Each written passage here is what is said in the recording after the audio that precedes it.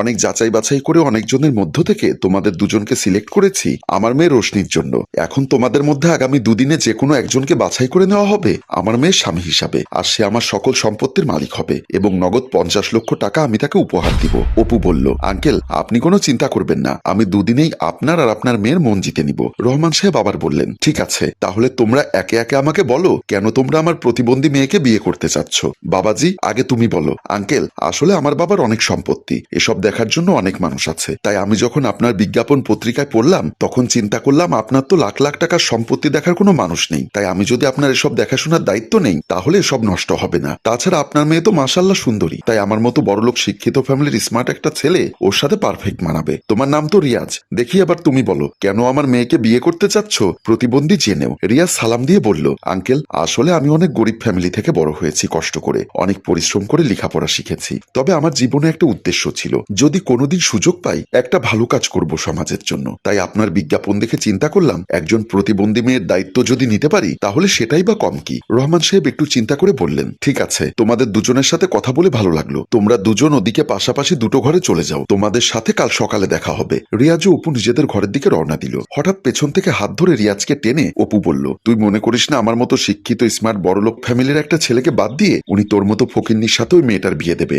আসলে উনার বিশাল সম্পত্তি দেখার জন্য কেউ নেই, তাই উনি টেনশনে আছে। আমি ছোট থেকে আমার বাবার ব্যবসা দেখে বড় হয়েছি, তাই এগুলো হ্যান্ডেল করা আমার জন্য কোনো ব্যাপার না। তোর মতো ছোট লোক এত বড় লাখ লাখ টাকার হিসাব বুঝবে না। আসলে তুই এসেছিস সেই মেয়েটাকে বিয়ে করে শর্টকাটে বড়লোক হতে, সেটা আমি ভালো করেই বুঝতে পারছি। রিয়াজ বলল, ভাই আপনি আমাকে ভুল বুঝছেন, আমার এ ধরনের কোনো ইচ্ছা নেই। আল্লাহর রহমতে যা আমার রিজিকে আছে তা দিয়ে আমি খুব ভালো আছি, তাতেই আলহামদুলিল্লাহ। উনি যদি আপনাকে আমার থেকে উনার মেয়ের জন্য বেশি পারফেক্ট মনে করেন তাহলে আপনার সাথে বিয়ে দিবেন, তাতে আমার কোনো আপত্তি থাকবে না। তোর এত এত ভালো মানুষের নাটক আমি সব বুঝি, এসব নাটক ওদেরকে গিয়ে দেখাবি, আমাকে না। আগে মেয়েটাকে বিয়ে করার জন্য ওদেরকে রাজি করাই, তারপর তোকে এখান থেকে ঘাট ধাক্কা দিয়ে বের করে দিচ্ছি। বলেই অপু রুমে চলে গেল আর রিয়াজ তার রুমের দিকে এগিয়ে গেল। ওদিকে ড্রয়িং রুমে এতক্ষণ প্রতিবন্ধী সেজে বসে থাকা রোশনি দাঁড়িয়ে বলল, বাবা কি বুঝলে তুমি? আমার মনে হচ্ছে তোর এই প্ল্যান কাজে দেবে। অনেক যাচাই বাছাই করে এদের দুজনকে তো সিলেক্ট করে আনলাম বাড়িতে, এবার দেখা যাক এদের মধ্যে কে তোর মন জয় করতে পারে। রোশনি বলল, ওদের মধ্যে একজনকে যাচাই করতে দুদিন সময় দরকার হবে না, আর কয়েক ঘন্টার মধ্যেই ফয়সালা হয়ে যাবে। রহমান সাহেব এসে বললেন, আমার শুধু তোর দিকে তাকিয়ে তোর জন্য ভয় হচ্ছিল, তুই কিভাবে এতক্ষণ হাত বাঁকা করে মুখ বাঁকা করেছিলি বলতো? আরে বাবা আমি তো শুধু অভিনয় করেছি, তুমি কেন আমাকে নিয়ে এত টেনশন করো? টেনশন কি আর সাধে করি মা? আমার এত লাখ লাখ টাকার সম্পত্তি নিয়ে আমার কোনো চিন্তা নেই, আমি শুধু একটা ভালো ছেলে খুঁজছি আমার প্রাণের চেয়েও প্রিয় মেয়ের জন্য। আমি এমন একজনকে চাই যাকে আমার মেয়ের দায়িত্ব দিয়ে নিশ্চিন্তে কবরে যেতে পারবো। রোশনি বাবাকে জড়িয়ে ধরে বলল, তুমি আবারও মরার কথা বলছো? আমি কিন্তু বিয়ে করব না বাবা, একদিন তো আমাকে মরতেই হবে মা, তাই আমি চোখ বন্ধ করার আগে আমার মেয়েকে রাজরানীর মতো সাজিয়ে বিয়ে দিতে চাই। রহমান সাহেবের আদরের মেয়ে লজ্জায় হেসে উঠল। পরদিন ভোরবেলা রহমান সাহেব যখন ঘুম থেকে উঠলেন তখন খেয়াল করলেন রিয়াজকে নামাজ পড়তে। তিনি মনে মনে ভাবলেন, যাক এই ছেলেটা অত্যন্ত নামাজি, ফজরের আজান শুনে ঘুমিয়ে থাকে না। এমন সময় রিয়াজ নামাজ শেষ করে এসে বলল, আঙ্কেল আপনি কি নামাজ পড়বেন? আমার শেষ, আপনি এখানে নামাজ পড়তে পারেন। তোমাকে দেখে খুব ভালো লাগলো, তুমি ফজরের আজান শুনে নামাজ পড়তে এসেছো। তোমার মতো ইয়াং ছেলে নামাজ কাজা করো না দেখে খুব ভালো লাগলো। এটা কি বলছেন আঙ্কেল? নামাজ কিভাবে বাদ দেয়? আমি প্রয়োজনে দুবেলা না খেয়ে থাকতে পারি, কিন্তু 5 ওয়াক্ত নামাজ আমি কখনোই আদায় করতে ভুলি না।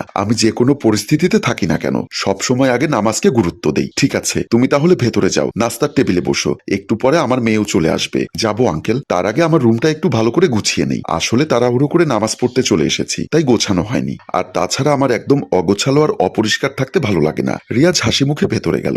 ঘড়িতে তখন 8টা। কাজের মেয়ে টেবিলে নাস্তা দিয়ে বলল, আপামনি নাস্তা দিয়ে গেলাম সবাইকে। রহমান সাহেব ঘর থেকে বের হয়ে মেয়েকে নিয়ে আসলেন নাস্তার টেবিলে। রিয়াজও এসে বলল, নাস্তা করেছে তারা, কিন্তু অপু এখনো আসেনি। রহমান সাহেব কাছে এসে দাঁড়াতেই বলল, আঙ্কেল অনেক উচ্চস্বরে গানের শব্দ আসছে কোথা থেকে বলুন তো? আশেপাশে কোনো হার্টের রুগী থাকলে খুব অসুবিধা হবে, মনে হচ্ছে অপুর ঘর থেকে আসছে। আচ্ছা আমি গিয়ে দেখছি, তুমি নাস্তা খাওয়া শুরু করো। তিনি অপুর ঘরের দিকে গেলেন। রিয়াজ রেশমির সামনে খাবারের প্লেটটা এগিয়ে দিল। ঘরের পর্দা ফাঁকা করে দেখলেন অপু ভেতরে কানে হেডফোন লাগিয়ে উচ্চস্বরে গান ছেড়ে নাচানাচি করছে। এমন সময় তিনি এসে সাউন্ড বক্স বন্ধ করে বললেন, কি ব্যাপার, তুমি এভাবে এত জোরে গান বাজিয়ে নাচানাচি করছো কেন? আশেপাশের মানুষজনের তো অবস্থা খারাপ হয়ে যাবে, আর আমরা বাড়ির মানুষ তো নাজেহাল হয়ে যাচ্ছি। অপু কান থেকে হেডফোন নামিয়ে বলল, আঙ্কেল এটা তো আমার ছোটবেলা থেকে অভ্যাস, সকালবেলায় আমি একটু গান বাজিয়ে নিজের মাইন্ড ফ্রেশ করি, নিজে কানে হেডফোনে গান শুনি, আর বাকিদের সবাইকে বড় করে গান ছেড়ে এনার্জি দেই, এতে করে আমার সারাদিন খুব ভালো যায়, তাছাড়া শরীরে একটা এনার্জি আসে। রহমান সাহেব এবার কি একটা যেন চিন্তা করলেন, তারপর বললেন, আচ্ছা ঠিক আছে, আমরা সবাই নাস্তার টেবিলে বসে আছি তোমার জন্য, তুমি এসো। কি বলেন, আপনারা নাস্তার টেবিলে বসে আছেন? আমি তো ভাবলাম আপনাদের বাড়িতে এত চাকর বাকর আছে, কেউ আমাকে এসে বিছানায় চা দিয়ে যাবে। আসলে আমাদের বাড়িতে কেউ বিছানায় চা খায় না। তাছাড়া তুমি যে এভাবে বেডটি খেতে পছন্দ করো সেটা আমি জানতাম না, তাই ভুল হয়ে গেছে। ওকে, নো প্রবলেম আঙ্কেল, আপনি যান, আমি আসছি। নাস্তার টেবিলে রহমান সাহেব ফিরে এসে বললেন, অপু গান শুনছে, সেখান থেকেই শব্দ আসছে। আমি নাস্তা খেতে আসতে বলেছি, তুমি খেয়ে নাও। আঙ্কেল, আমার খাওয়া শেষ, আমাকেও বিদায় দিন, আমার অফিসে যেতে হবে। কি বলো, তোমার তো দুদিন এখানে থাকার কথা, আবার অফিস কেন?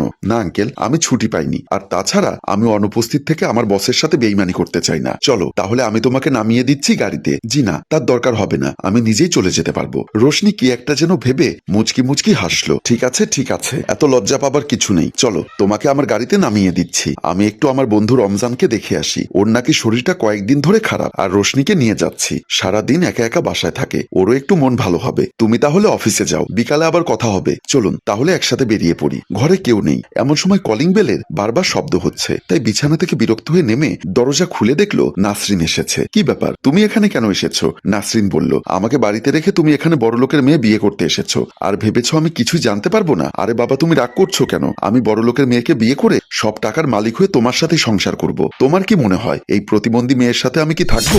এত লোভ ভালো নয় অপু, সত্য কোনোদিন চাপা থাকে না অপু, একদিন না একদিন সেটা প্রকাশ পাবেই। রোশনি এসে বলল, আরো ভালো হলো, বিয়ের আগেই আসল সত্যটা প্রকাশ পেয়ে গেল। অপু অবাক হয়ে বলল, তুমি তো প্রতিবন্ধী ছিলে, তোমাদের মতো কিছু ধুরন্ধরকে ধরার জন্য মাঝে মাঝে নাটকের আশ্রয় নিতে হয়। তুমি আমাকে বিস্তারিত সব বলো। নাসরিন চোখের জল মুছে বলল, ও আমার স্বামী, আমাদের একটা ছোট্ট বাচ্চাও আছে, ও গ্রামের খেতে কাজ করে, পত্রিকায় বিজ্ঞাপন দেখে শহরে এসে দামি পোশাক ভাড়া নিয়ে আপনাদের সামনে নাটক করছে। তখন রহমান সাহেব এসে বললেন, ভাগ্যিস তোর কথা শুনে আমি আরেকটু খোঁজ নিয়েছিলাম, না হলে তো একেবারে ধোকা খেয়ে গেছিলাম। বাবা, আমার ওনাকে দেখেই মনে হয়েছিল কিছু একটা ভেজাল আছে। এমন সময় সেখানে রিয়াজ এসে পৌঁছলো। কি ব্যাপার, এখানে কি কিছু হয়েছে?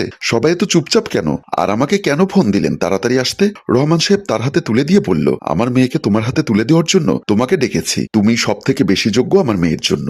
সম্মানিত ভিউয়ার্স, আমাদের আজকের গল্পটি কেমন লাগলো অবশ্যই কমেন্ট বক্সে জানাতে ভুলবেন না। গল্পটির রচনায় ও পরিচালনায় অভি, ক্যামেরায় শিহাব ও আশরাফ। ধন্যবাদ।